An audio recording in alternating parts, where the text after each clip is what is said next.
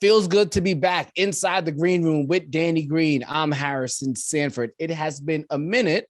We haven't podcasted since the NBA Finals started. Danny was doing his whole surgery thing. We'll get updated on that.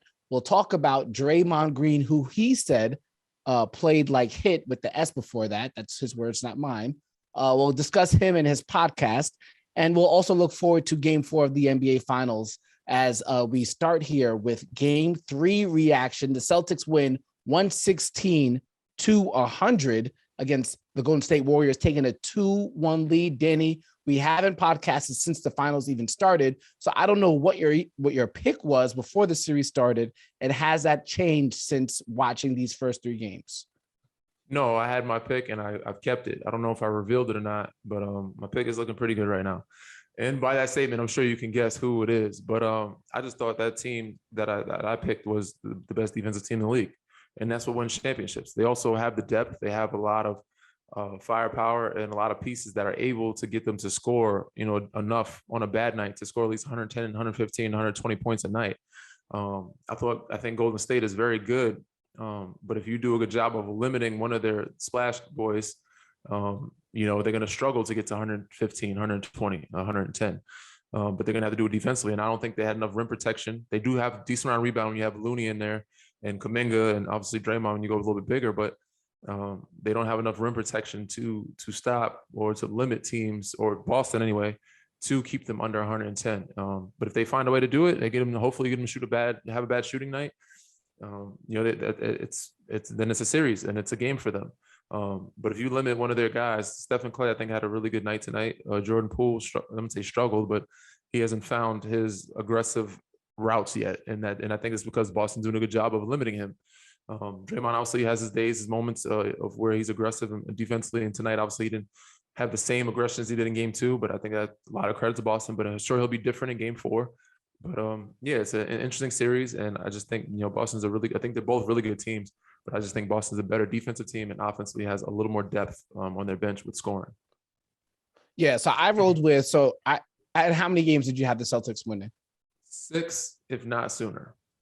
Okay. So I actually rolled with the Celtics in 6, and I actually had my second most likely pick was Warriors in 7, just because when it gets to Game 7 on the road and watching the Celtics, if there's one thing that I don't feel confident in them about, is their ability to limit the turnovers. So yes. I would imagine that in the Game 7, it would be a hectic environment for them to survive and win the NBA Finals. So my 3 most likely outcomes, my predicted outcomes, go from most likely to least likely. I had Celtics in 6, Warriors in 7, Celtics in 7. So far, I feel pretty confident about that as well. Going through, you pointed out Steph Curry and Klay Thompson had a night. Steph had 31 points on 6 of 11 from the 3-point line and 25 points for Klay Thompson, who bounced back after a shaky first 2 games with 25 points, 5 of 13 from the 3-point line.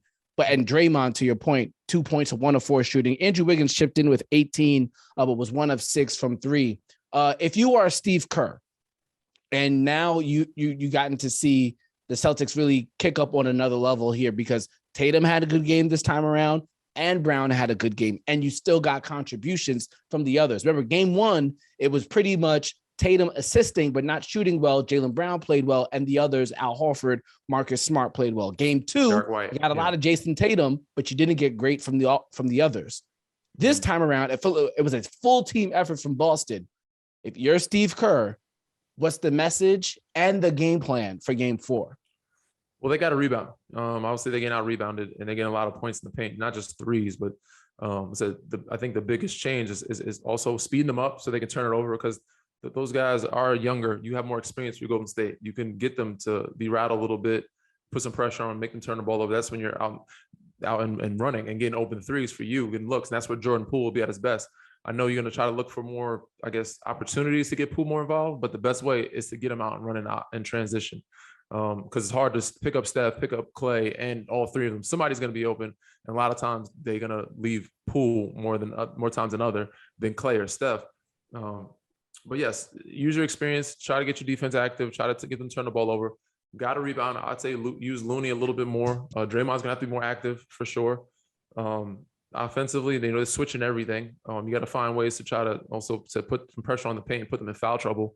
Can't just let Robert Williams protect the paint and not get any fouls or in any foul trouble. But continue what you did tonight. Let's get Steph his opportunities, getting open, getting hot, of high double drags. Draymond playing quarterback. Get Jordan Poole in them situations. Continue to run your pin downs for Clay. And just defensively, you just got to do better. And that's just getting them to turn the ball over a little bit more and limiting, some of those guys. Obviously, Jalen and Jason are going to do what they do. You got to take out completely Grant Williams or Derek White, Al Horford, not completely, but you got to limit them to half of what they've been scoring. And it gives yourself a chance for them to keep them under 110 points. And also Marcus Smart. He had 24 points on 8 of 17 shooting, 3 of 7 from 3-point land, 5 assists, 7 rebounds. I know Lakers fans are not going to be happy about this one if the Celtics win the series, because then that would put them back with that matching number for titles or give them back the lead. I believe it is. I got to look that back up. More, I think. They get one more, I think. It would give them one. It would give them one. To make them 18 for C's, I believe. There you go. So yes, the Celtics would take back the lead for most NBA titles. So obviously Lakers fans, you already know who they're rooting for. But the first time since Magic Johnson, Kareem Abdul-Jabbar, and Michael Cooper. Yeah. Yep, that 3 players had over 20 points, over 5 rebounds, and 5 assists. Tatum, 26 points, 9 assists, 6 rebounds. Jaylen Brown, 27 points, 9 rebounds, 5 assists. And Marcus Smart, 24 points, 7 rebounds, 5 assists. I really want to talk about Marcus Smart and the changing of the Boston Celtics roster, but I'll save that for later on in the show, because I know a lot of people on Twitter already, or while the duration of the game, were upset or had their commentary about Draymond Green. So, Danny, allow me to go first here. Okay. What do you think, Tom? There was a point where I was a big Draymond Green fan, because I thought everything that he did was undervalued by the, I'm a fan of watching you because I know by the average fan. Yes, because I know what you do on the court, even though it might not show up in the box score. By the spacing you provide, you might throw a skip pass here too that turns into a screen, that turns into a second assist that doesn't really get counted for a stat. XYZ. Same thing with Draymond Green. There's a lot of stats a lot of things that he does on the court that don't show up in the box score, and I almost felt, I would say, sympathy for him, because I didn't know if the common fan would appreciate what he does. Now, because he's been successful, because he's also won titles, and he's made himself a presence in the NBA culture. I think he's getting, and he's gotten paid. Now I think he's overvalued because he's not a shooter, and he has these bouts where he does, immature things on the court that can cost the team at times. And more importantly, why I really have not been on Draymond Green's side recently is because he's getting away with a lot of crap out there. He's pushing people. He's like, when he ran into Grant Williams back. He runs through everybody every game. He did it to Steven Adams, but that's part of his value. You may not like it, but that's what he brings to the table. He gets away with it. And if you take that piece off the floor, it changes the whole Warriors system, their offense and defense. I understand that's how he plays at times. He's rough. And I grew up watching 90s basketball. I like rough basketball. But what I hated was he ran into Grant Williams back, right? Grant Williams nothing happened. The foul was called on Draymond, and everybody was, after the game, was celebrating him. I'm like, he didn't, what if he hurt Grant Williams on that play? Yeah. Everybody wouldn't we have said he broke the code? Yeah, if it was a Gary Payton situation, it would have been, he broke the code after he fouled Jaylen Brown, right? After he fouled Jaylen Brown. No, I'm not even worried about grabbing his leg. He used it for leverage, but he purposely left his legs on Jaylen Brown's face. He purposely left his feet on his face, and that's why Jaylen Brown reacted the way he did. And when he got to the press conference, he said, "Oh, I was using him for leverage." Or the guy was standing over me. Yes, because you left your size 13, 14, 15, whatever size sneaker he has, you left your sneaker on his face. So go ahead. I am down with Draymond at first, but he's pushing his limits with me. As a consumer of basketball, he's pushing the limits to the point where I'm not down with Draymond like I used to be. I think it was sympathy at first, but now I'm getting annoyed. I think it's a lot of fans, but he does what he does for a reason, because it's valued, and it helps his team. It helps him into the game emotionally, and it helps his group. Even though it seems silly, it seems, childish, it seems risky and dangerous at times, putting himself and other people in danger. That some of the plays could be hurt. Some of the plays could him getting kicked out, and put his team in a bad situation. But that just goes to show you his value. I mean, that's part of what he brings to the table. And those plays are momentum changes. Those are little games within the game that might have a guy thinking about something else, or it might have the guy, doing this or doing this differently. Or now he's thinking about Draymond instead of thinking of, let me go get a basket, or let me do this. So yeah, I mean, I'm not a fan of the antics. I don't like to be ran over, or somebody grabbing my arm, or flailing and flopping, which we will talk about later on. Laying their sneaker on your forehead. Yeah, but he's doing it. He's doing it with a purpose, and doing it for a reason, and he knows it gives him an advantage, and it's a game within the game that will get some of those guys out of their game. But thus far it's worked. I mean, we'll see if he continues it. He might change differently. We'll see how they referee it, because I know that he's spoken differently on his podcast about how they referee him and how they should referee him, or how he is able to get away with more than other people can get away with, which I think is the biggest thing that most other NBA players dislike about the situation, is the fact that he is refereed a lot differently than a good majority of us.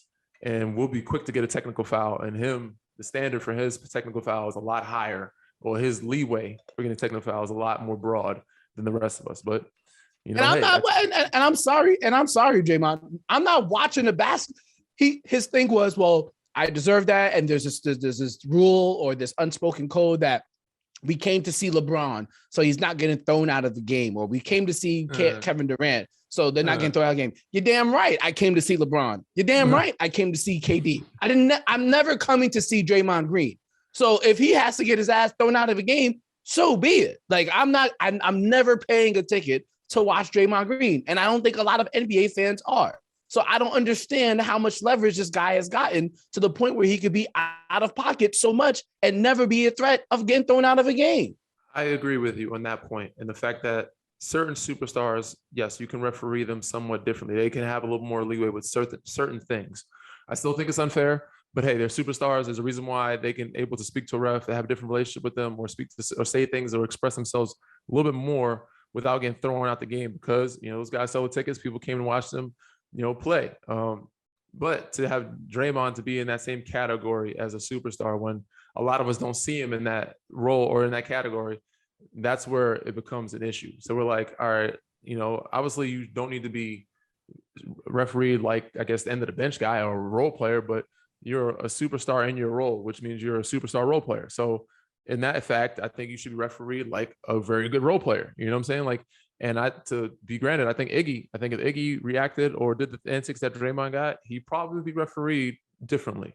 He might, and Iggy's a nice guy, he's a good dude, but I'm sure, but because Draymond set that standard for himself that he does it so much, they can't, they can't call it every time. They can't give him technicals for everything. But, as something, maybe that's something that he kept in the back of his mind as a smart long-term play that he started, way back when he first got into the league. It was like, you know what? I see Dennis Rodman, I see Rasheed Wallace.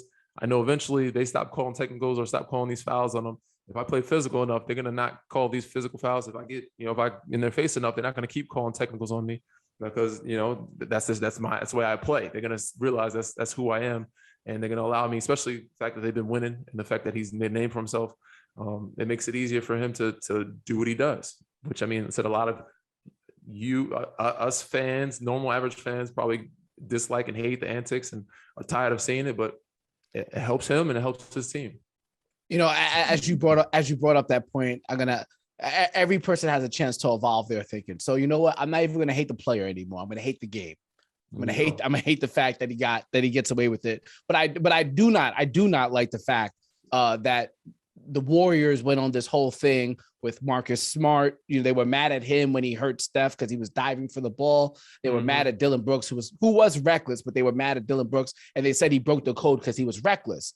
Draymond Green running into the back of Grant Williams when he's not prepared to do that. When in basketball, you never train for somebody to just run into your back like that, especially when you're not trying to grab a rebound. That if Grant Williams had back spasms the next day, we all would have said he broke the code. But because he didn't say he was hurt, we all let it slip. Nah, he was out of pocket for it. But he gets away with. There's so many clips of him on the internet right now. Like if you went on Twitter, Instagram, you'll see video of him not playing basketball. Like that is not the sport that he plays. 25% of the time, he is 100% of the time not playing basketball. Like it's even on the free throw line when Jason Tatum's trying to box him out. Yes, I'm with you. And I agree. So this is the part where I have to tap the mic. You know what I'm saying? And let y'all hear me loud and clear. So the fact that Draymond said he gets away with a lot of these things, I understand. The thing that needs to change is the flopping, especially because a lot of it's becoming dangerous. Some of his flopping, some of his antics are becoming dangerous. Some of his physical play. There's a lot of, I don't mind physical play. I don't mind guys selling if somebody bumps you, you know what I'm saying, selling a little bit. But a lot of times guys are flopping, falling into other people's legs, falling to people's knees, rolling people's ankles, running people over. That's where flopping, to me, we need to stop it. You know what I'm saying? Also, you're not only, you're making the game watered down. You're really selling it. I don't know how else to put it. It's not a good product. I don't like it. It's not a part of the game that I grew up watching. And when I was, I guess when I was a youngster, the 90s basketball, even the early 2000s. But the flopping has got to stop at some point. Also because it's dangerous and it may hurt someone, but also because I just don't like the product of it. And I think it's really ruining and taking away from the game, and actually refereeing and defensive guys be able to play defense the way they want to play defense, or allowed to play defense. Because a lot of us are pretty good defensive players that want to play defense and put ourselves in good body position. But because a guy knows how to, I guess, dupe the system, he's going to find a way to get you in foul trouble or get a foul in certain situations or scenarios. So we got to stop the flopping. We got to stop the antics of the dangerous, of running people over and the dirty plays. And we know what those are. When somebody's trying to call timeout, a guy trying to dive and take his legs out, or a guy shoots and you flail and your arms, it might hit him in the face, or if you hit by a illegal screen and you roll or push a screener into somebody, or when a guy's jumping for a layup or a dunk and you push him in the back. We've seen that happen before too. So those are the plays that we gotta eliminate. It's all like, oh, this is gritty basketball, this is smart basketball, and everybody appreciates it until somebody gets hurt. And then everybody's like, oh, well, they broke the code. Well, if we weren't rewarding people for the flailing, for the flopping, it wouldn't happen. So I part of me wants to blame the players. And I know a lot of people, for example, were mad at Kyle Lowry for how much he was flopping in the Eastern Conference Finals. At the same time, I blame you, Danny, and the NBPA, because you guys are, you have influence on the competition committee, and you guys need to I'll take some of the blame, but I have no influence. Trust me. I've been trying to stop that. I've been trying to stop my technical fouls and things that I've been trying to stop a lot of things. Try to add more challenges, try to take away, the shots at the end of the clock, long half court heaves at the end of the buzzer. I try to change a lot of things, but I don't have that much influence, but I'll take a small partial of that blame. Yes. I hate to blame the players for some of it, but yes, they are manipulating the system. For example, remember at first you were there at that game. Kawhi Leonard takes a shot, Zaza Pachulia falls under him. That series is changed forever. The Spurs franchise is changed forever because of that injury. So the league could try to correct it. And all of a sudden now, any type of contact when you're shooting, or especially in that landing space, is, you get penalized for it, right? But at this now, players seeing that because it was for an injury, are now taking advantage of it and putting themselves in position to get injured or injure somebody else because they want to pick up the points from flailing their arms or landing in a spot they typically won't, or they're pretty good at calling out when you stick out your feet, but there's so much that people are doing to manipulate the rules. It's ridiculous. For guys to try to see a shooter, try to shoot the ball and slide up under him, or to kick your feet. And I said, when you're taking advantage of landing space, you're jumping 5 feet forward or to the side or behind you to try to get the foul. That's when it becomes dangerous, not just for you, but the other players as well. And that's something I said I think needs to be more emphasized, and we need to look at it. Because I've seen time and time again, even some of the big men, they're not very comfortable out there, but when they jump, and not saying they're meaning to, obviously you have to see the intent, but they're trying to contest without fouling out. You're kicking your feet and your legs, and you're taking up 3 feet of landing space in each direction. that's hard for anybody to contest anybody doing that and without getting themselves hurt or that the player shooting it hurt. So it's definitely something we need to police and emphasize more, and something that needs to be changed. Yeah, the rule was created to stop the injuries, and guys are now taking advantage of it, putting themselves in position to get hurt themselves or hurt somebody. I make it make sense. Make it make sense, please. One more thing on Draymond Green. Let's do the tap the mic extended. People are upset with one Draymond Green because he's doing what we're doing right now, hosting a podcast, and he has been doing it throughout the duration of the playoffs. What in between series. Now, for those people who have been listening or watching to us for the past 4 years, we have our own tradition where we don't podcast during a series. We record after and before. Even when Danny was in the finals, it was after and before. So obviously when Draymond has a night like tonight, 2 points, 1 of 4 from the field, 0 of 2 from 3, 4 rebounds, getting outplayed easily by Robert Williams III and Grant Williams, I might say, at least in my opinion. And then now I assume at some point this week, if not tomorrow, maybe after game 4, he's probably going to record a podcast because as you and I know, most companies would like you to have one podcast a week, at least for numbers purposes, audience purposes. How have you digested Draymond Green taking the podcasting to the next level? Because you and I have always been like, nah, we're not doing it during an actual series. I appreciate the fact that he's made the pathway for us to be able to have, and I don't see it as a distraction because podcasting doesn't take that much time out of your day. You're going to be at home. There's 2 or 3 days in between games these during the finals these days, and even other playoff series, at least a day or two. Doing a podcast takes all of an hour or 2 out of your day. For him to sit there, break down, I don't know if he edits his own, audio, video, however he wants to do it, but it doesn't take very long, and it's not a distraction. I do say it's risky and dangerous to the fact that he might be privy to sharing more than his coaching staff or his teammates would like, not just of the game plan of what he, but of what he, his mindset, his mentality. Which that I'm not saying that he's doing that, but I just think you're putting yourself in a situation where you're at risk to, in a situation where you could slip up. But said he probably edits his own thing, so he probably cuts out what he doesn't want to share. But I just think some people see as a distraction, and I think more people want you to just live in the moment and be locked in on the series instead of worrying about breaking down this or breaking down that or sharing with your audience. But said he's great because he's opened up these pathways for guys like myself to be able to have podcasts or do them whenever it deems fit. Sometimes podcasting may not fit before or after a series. We may need to jump on and get Chuck in the middle because he's only free at that time. So for him to be able to do that, being a sacrificial lamb, we appreciate it, but at the same time, I think people are viewing it in a negative light because I feel like he's not embracing the moment, and some people might think that he's sharing more information than he needs to. Yeah, I mean, I think one, I'm just hoping that it's all just fun and games on Twitter.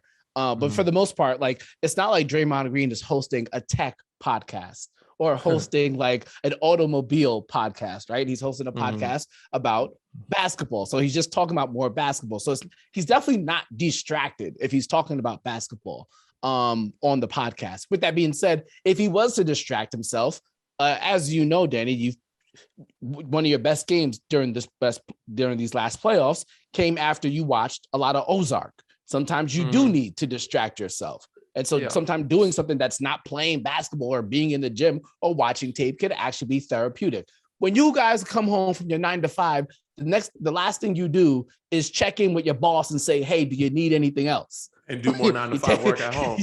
Yeah. Hell no. You grab some food, you turn on some TV, you go on a date, or you chill with your family, significant other. Yeah.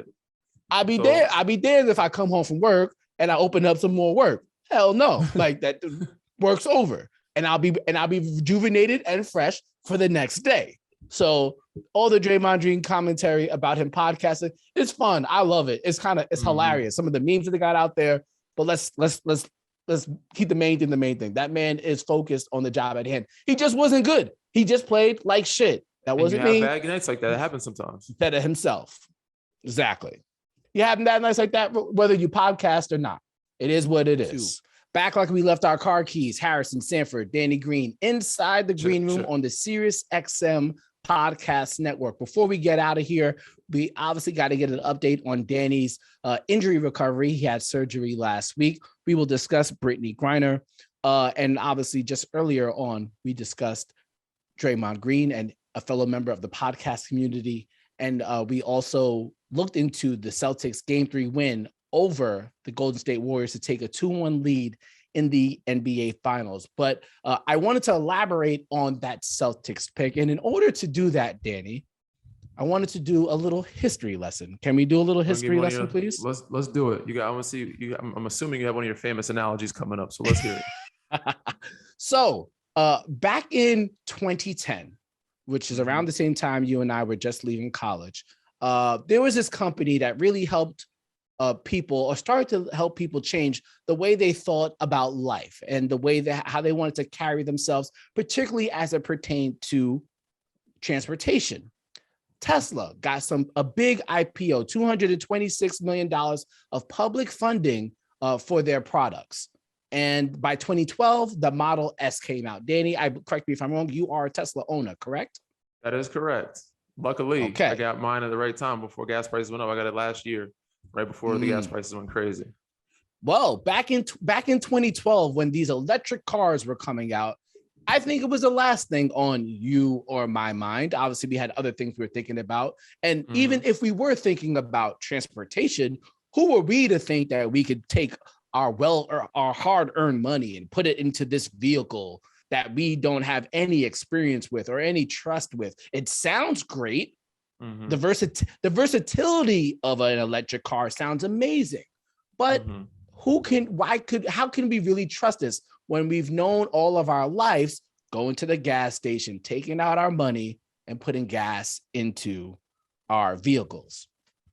Ironically, Danny, around that same time, 2013, 2014, was the same time that you were in the NBA Finals. Okay. And I remember you kind of came onto the scene, and no, you weren't a star player, but as you talked about with Draymond Green earlier in the show, you were a star in your role. You provided a versatility to the team that all of a sudden, like, wow, there needs to be more of these types of players in the market. A player that doesn't need the ball to succeed, a player that hits threes and shoots the ball well, providing spacing for everybody else to flourish within the offense. And so now it's like, oh, let's get some more 3-and-D players in the league. Let's get some more Danny Greens. And so every team is trying to have one. And now I look at the Boston. Now I look at the Boston Celtics. They have Marcus Smart, a 3-and-D player. Derek White, a 3-and-D player. Al Horford, a 3-and-D player. Jason Tatum, a 3-and-D player. Jaylen Brown, a 3-and-D player. Grant Williams, a 3-and-D player. Six to seven players that can hit threes and play defense. And, every offseason, for whatever reason, we see front offices spend $19 million a year on a one-way player, $7 million on a one-way player. And then we get to the nitty-gritty of the playoffs, and we're like, oh, damn, we really should have invested in more Danny Greens. Or we get to this point in our lives, gas prices are $7 a gallon. And we're like, damn, we really should have got a Tesla when the market was allowing for it. You know when I can get a Tesla, Danny? If I try to order a Tesla right now, probably got to wait 6 months. And if you want to get a 3-and-D player on your roster, you're probably going to have to wait 3 months after free agency. Yeah. And that's why I love the Celtics, because they got what was needed in the market early on, and they jumped on when they needed to jump on. Exactly. And so now, for the moment that they're in, when they're going against the Golden State Warriors, where they have to switch, they have to do all of these different things in order to stop Steph Curry and Klay Thompson, they actually have the roster construction able to succeed. We can still argue who's the better team or who's going to actually win, but I think it's no doubt in my mind who has the better roster construction, because they got all of these utility players that are needed in order to win. And if you want to get one now, it's too late. Might as well wait till next season. For sure. It may not be too late. You might find one or two on the market. You never know when that may happen, but not as many as there was back then. But I agree, man. you see these one-way guys, I guess they're there to fill the seats during the regular season. They can shoot the ball really well. They can just do defense, but most of them, do one thing. I'm gonna say one trick pony, but they do specialize in one thing and probably have one or two other things, which are not the things that you're going to need in the playoffs. And when it comes down to the playoffs, you can't play them, or you play them limited minutes, or, they're a target and the guys are attacking them. And then you got guys that are playing, or on a minimum contract, like a Wesley Matthews, and he's starting for your team. I think those guys like myself, Wesley Matthews, and guys that are playing 3-and-D, the Boston Celtics roster. I'm sure Miami has a few guys, PJ Tucker, who's made himself a 3-and-D guy. Those guys, I think, need to be more, I guess, valued more and I guess appreciated more. And the only way to show that is, I guess, when it comes to free agency time. So we'll see and just watching the film. Yeah. Because when it comes down to crunch time, you're going to need these guys for spacing and playing defense. Switch down the line, but we'll get you a stop or a guy that you can trust that has some veteran experience, or that can play some defense, or you'll live with this guy getting scored instead of this guy being a target, because more chances than none he's probably going to score, and this guy probably have a better defensive stop. Most guys are going to get scored on, but this guy has a better chance of stopping these guys than the target guy. And then on the other end of the floor, you got to respect him because he's going to knock down a shot. But like I said, we'll see how it happens. Hopefully, the cap continues to keep going up, and hopefully they start showing some value to these guys. But as you see, we even talked about it. Joel talked about needing a guy like PJ Tucker, or some more toughness, or a guy that can get the scrappy plays, but also shoot the ball and space the floor. So we'll see what Philly does. We'll see what the other teams do. Boston, I think they got the roster that they wanted and needed, and that's why I picked them. But I think they have one of the best rosters, depth wise throughout the league. Even some guys that you've probably even failed to mention, like Pritchard, he's very good for them. Tice, he's very good for them. Robert Williams, very good for them. There's so many guys that they have that can, specialize in not just defend, not just shooting the ball or scoring, but playing defense or protecting the rim or rebounding and doing, 2 or 3 of the main things you need for a playoff run. Best believe when this summer comes up, just like GMs will spend their money in other places, you'll have a friend who knows very well that he should get a Tesla. And what does he do? If he has big bread, probably gets a Porsche, get an Aston Martin, gets a Bentley. It looks nice in the garage, but when it's actually time to travel and go somewhere with it, it's the last thing you want to be pushing. It's just how it is.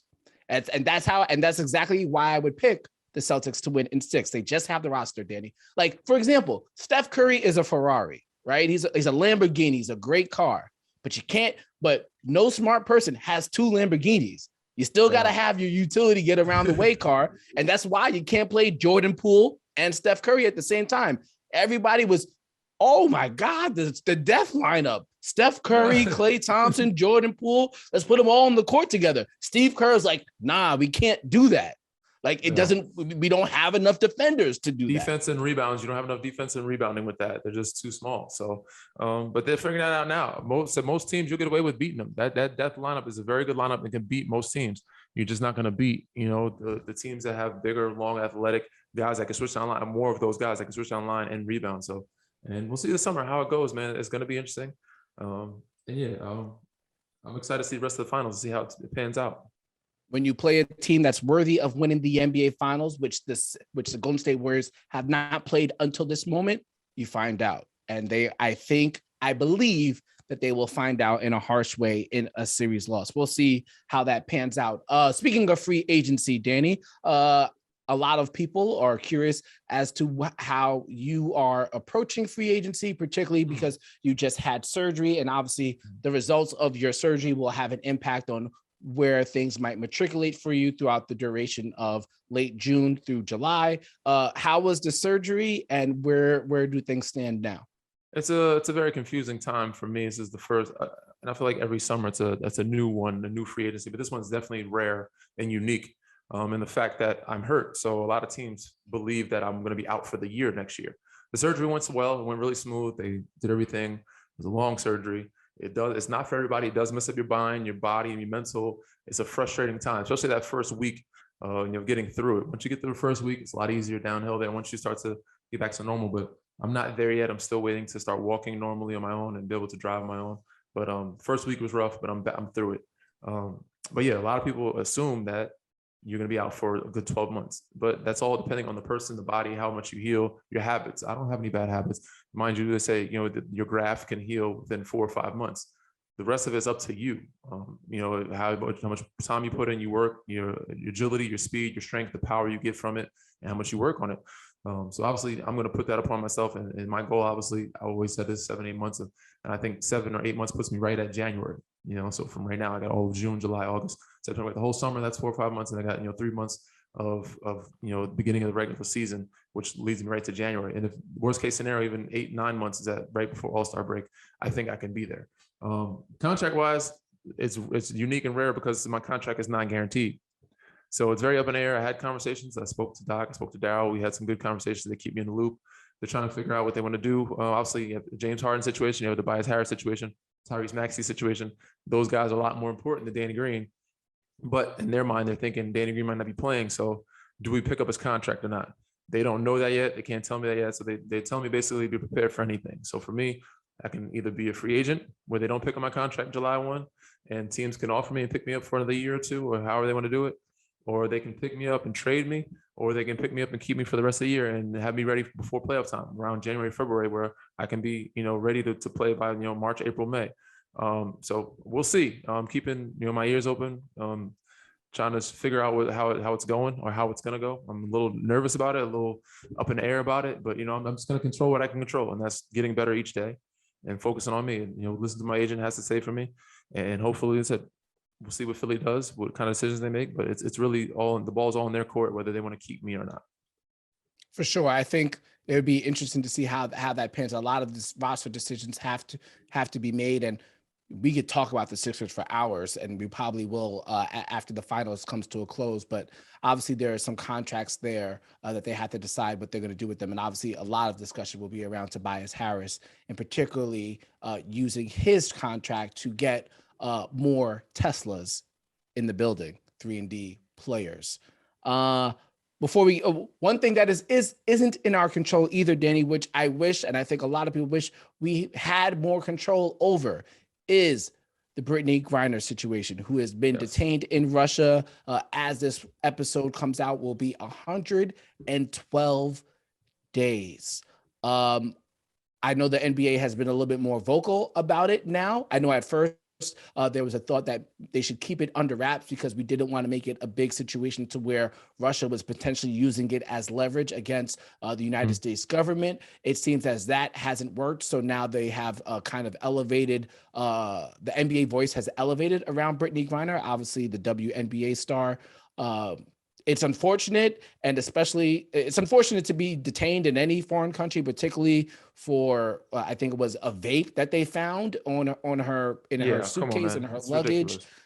Ridiculous. It's obviously she's being used as a pawn by the Russian government, and obviously all the controversy that we have in Russia does not help things.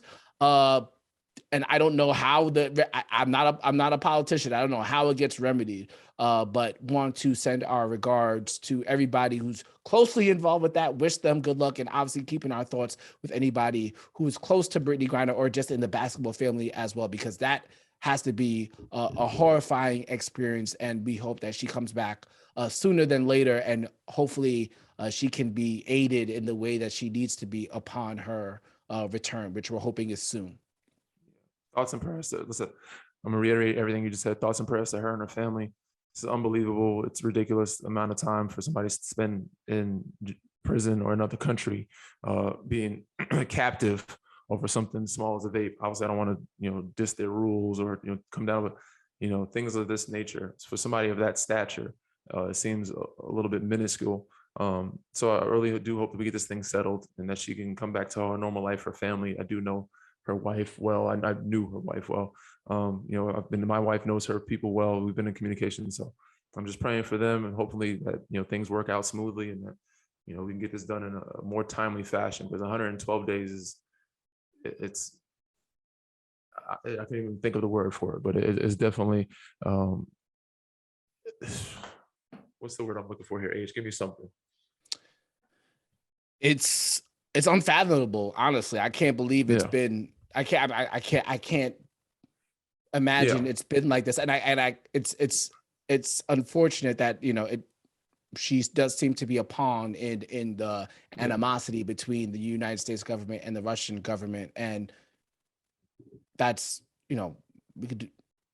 It's unexplainable and it's unfathomable, man. It doesn't make just any sense. It's inexcusable to allow this to keep happening and allow it to yeah. keep I mean, going there on. has to be some level of decency and decorum between even rival countries, right? We're still united in some way, shape, or form. Humans. We're united we're united in humanity. So I mean, come on, let's cut the nonsense with that. And obviously, the world has been crazy since we last recorded.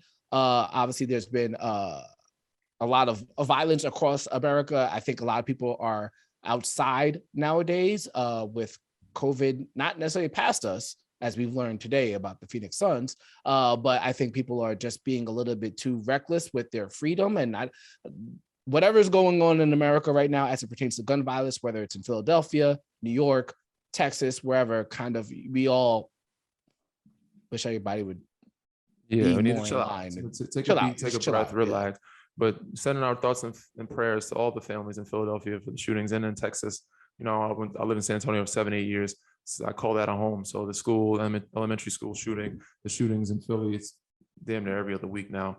I said, we got to get people to take a breath, man. I know COVID's over, we're outside, we're enjoying it. Let's do it safely and you know, respect each other's space as humans. For sure. Kind of weird to transition to this, but we didn't get our game 4 picks in. Of a programming note, we will actually be on after game 4 doing another post-game recap. And if you are so inclined, I will also be on ESPN Radio Sunday night, 10 p.m. Eastern to 1 a.m. Eastern, 6 to 10 Pacific if you're in LA like me. So it's not that bad. But 10 p.m. to 1 a.m. Eastern on ESPN Radio hosting game night. So we could talk a little bit more about the NBA Finals, which will be then heading into game 5. We'll be back for a game 4 recap on Friday. Before we get out of here, Danny, who's winning game 4? Got the C's, man. I know they haven't been playing well at home lately, but I think they found the rhythm. I don't see them having I think game 2 is because they had such a bad shooting night. I couldn't see them shooting that badly or that poorly at home. And if they just limit their turnovers, I think the game is theirs. Obviously, they're the bigger team, the more athletic team. They've been killing them points in the paint on the offensive glass and just out rebounding them. And if they continue to push the pace, not turn the ball over, like I said, they give themselves an opportunity to continue to score over 110 points a game. And if they do play the defense they've been playing all year, they can limit the Golden State to under 110 points. And hopefully not Steph get hot again, not let Clay get hot again. But even if those two get hot, you got to limit either Jordan Poole or Wiggins. You got to cut one of those guys out and make sure you give yourself a chance. So I'm getting C's in game 4. And after that, I think I said I got them in 6. Yeah, I got the same thing. I got Celtics winning 4, Golden State winning 5, and then Warriors finishing the series in 6 in Boston. For what it's worth, in late April, I placed a futures bet, Danny. I know you don't gamble, but I placed a futures bet on the Celtics and Warriors making it to the NBA Finals. They both met in the NBA Finals. I also placed a future bet on the Celtics winning in 6. So I hope that hits. And I also placed a special prop bet that Jason Tatum would lead the entire series in assist as well. And that was at plus odds. And right now he is a leading assist getter among all players after 3 games. So ride with your boy. Okay, like ride with your boy. I know what I'm talking about out here, boy. Okay, Nostradamus over here. Okay. But yeah, take a ride with us, baby. Hey, you're good luck charm, man. If I was healthy, I still think we'd be rocking. But you made some good picks, pimp. Hop in the passenger seat for our game 4 post game show. We'll see you guys soon. Take care.